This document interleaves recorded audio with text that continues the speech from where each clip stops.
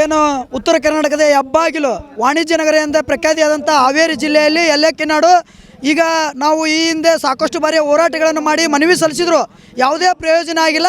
ಅದರ ಒಂದು ಹಿನ್ನೆಲೆಯಲ್ಲಿ ಇವತ್ತು ನಾವು ರಾಣೆಬೆನ್ನೂರು ಹೊರವಲಯದಲ್ಲಿರ್ತಕ್ಕಂಥ ಕೋಟಿಗಟ್ಟಲೆ ಖರ್ಚು ಮಾಡಿದ ಮೆಗಾ ಮಾರ್ಕೆಟಿನ ಮುಂದೆ ರಾಷ್ಟ್ರೀಯ ಹೆದ್ದಾರಿ ತರಬಿ ನಮಗೆ ಸ್ವಾಮೀಜಿಗಳ ನೇತೃತ್ವದಲ್ಲಿ ನಾವು ಇವತ್ತು ಬೀದಿಗಿಳಿದು ಹೋರಾಟ ಮಾಡ್ತಾ ಇದ್ದೀವಿ. ಅಹೋರಾತ್ರಿ ಧರಣಿಯನ್ನು ಕೂಡ ಹಮ್ಮಿಕೊಂಡೇವೆ.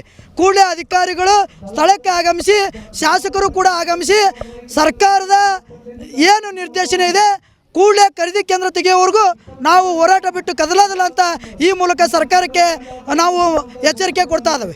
ಈಗ ಮುಖ್ಯಮಂತ್ರಿಗಳು ಕೂಡ ಒಂದು ಸಭೆಯನ್ನು ಮಾಡಿದ್ರು ಬೆಂಗಳೂರಲ್ಲಿ. ನಾವು ಖರೀದಿ ಕೇಂದ್ರಗಳನ್ನು ಸಾಮಾನ್ಯವಾಗಿ 70 ಲಕ್ಷ ಮೆಟ್ರಿಕ್ ಟನ್ ಮೆಕ್ಕೆಜೋಳ ಖರೀದಿ ಮಾಡ್ತೀವಿ ಅನ್ನೋದನ್ನ ಹೇಳಿದ್ರು. ಸರ್, ಈಗಾಗಲೇ ನಮ್ಮ ಹೋರಾಟಕ್ಕೆ ಮಾನ್ಯ ಮುಖ್ಯಮಂತ್ರಿಗಳು ಸಭೆ ಕರೆದು ಮೀಟಿಂಗ್ ಮಾಡ್ಯಾರ.